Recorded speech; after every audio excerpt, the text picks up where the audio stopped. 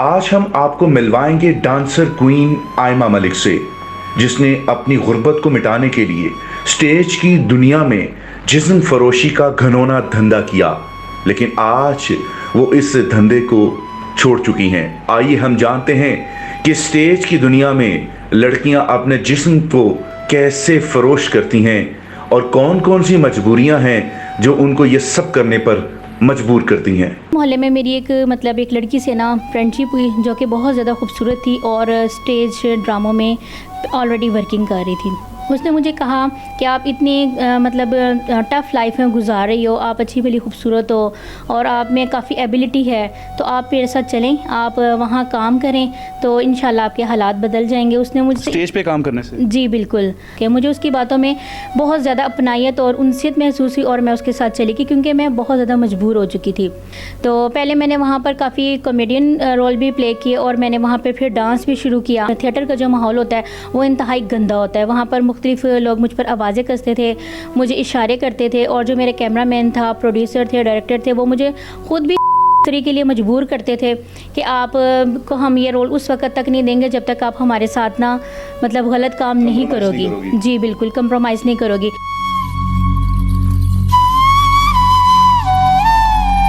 جو سٹیج کے آگے سم ٹائم ہم کچھ لوگ دیکھتے ہیں چلتے پھرتے، سننے میں یہ آتا ہے کہ وہ لوگ جو ہے وہ ان کو بروکر کہا جاتا ہے، وہ لڑکیوں کا جو سٹیج میں کے باہر لوگ بیٹھے ہوتے ہیں ان کے ساتھ ان کا تعلق بنواتے ہیں، یہ بھی اس میں بھی صداقت ہے؟ جی بالکل ایسا ہوتا تھا، بلکہ ہمارے جسٹ میرے لیے میرا نام ہی کافی وہاں پر بن چکا تھا،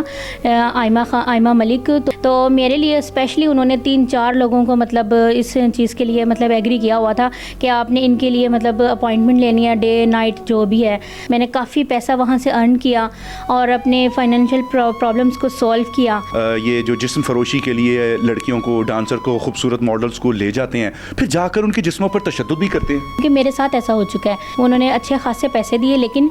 مجھے لے جا کر انہوں نے بہت زیادہ بال نوچے، تشدد کیا، مجھے غلط طریقے سے بہت بدتمیزی کے ساتھ یوز کیا۔ میں چیختی چلاتی رہی لیکن انہوں نے نہیں چھوڑا، اور یہ صرف میرے ساتھ نہیں، اسٹیج کی ہر ایکٹر کے ساتھ ایسا ہوتا ہے۔ اچھا، اس میں پروڈیوسر کی بھی انوالومنٹ ہوتی ہے؟ جی بالکل، اس میں پروڈیوسر کی 100% انوالومنٹ ہوتی ہے کیونکہ اس کے کہے بغیر ہم لوگ نہیں چلتے۔ ابھی ایسا بھی ہوا کہ کوئی جسم فروشی کے لیے آپ کو لے کر گیا اور اس کے بعد اس سے پیسے ہی نہیں دیے، معاوضہ ہی نہیں دیا، بھاگ گیا اور آپ کو وہیں چھوڑ گیا؟ میری ایک فرینڈ کے ساتھ ایسا ہو چکا ہے جس نے مجھے بتایا کہ اس نے بہت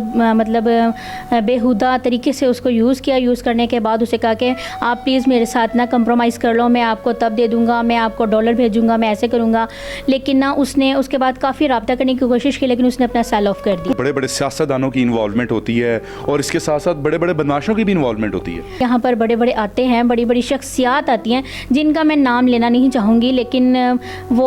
ہم سوچ بھی نہیں سکتے کہ یار یہ لوگ یہاں پر آ کے اس چیز میں انوالو ہیں اتنا۔ اپنی فرسٹریشن جو ہے کہہ لیں آپ، ایک عادت جو انہیں پڑی ہوتی ہے لڑکیوں کے جسموں سے کھیلنے کی، اسے ختم کرتے ہیں ہمارے ساتھ۔ یہ جتنی بھی ڈانسرز ہیں یہ جو کہتی ہیں ساتھ ساتھ یہ بھی کہتی ہیں اللہ کا شکر ہے ہم یہ کام نہیں کرتی، ہم عزت کی کما کر کھاتی ہیں، میں ایسا نہیں کرتی، میں اس طرح کو گرم نہیں کرتی، کیا وہ جھوٹ بولتی ہیں؟ جی بالکل، یہ ٹوٹلی فیک ہے، ٹوٹلی رانگ بات ہے، ایسا ہو ہی نہیں سکتا کیونکہ جب ہم وہاں پہ انٹر ہوتے ہیں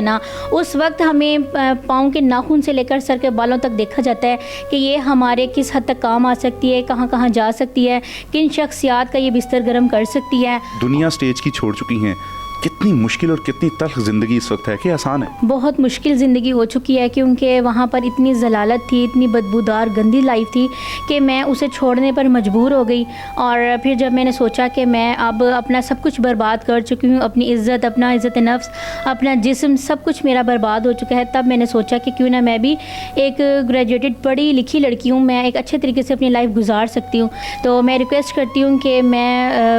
آن لائن کام کرنا چاہتی ہوں، میری ہیلپ کی جائے تاکہ میں جو مجھے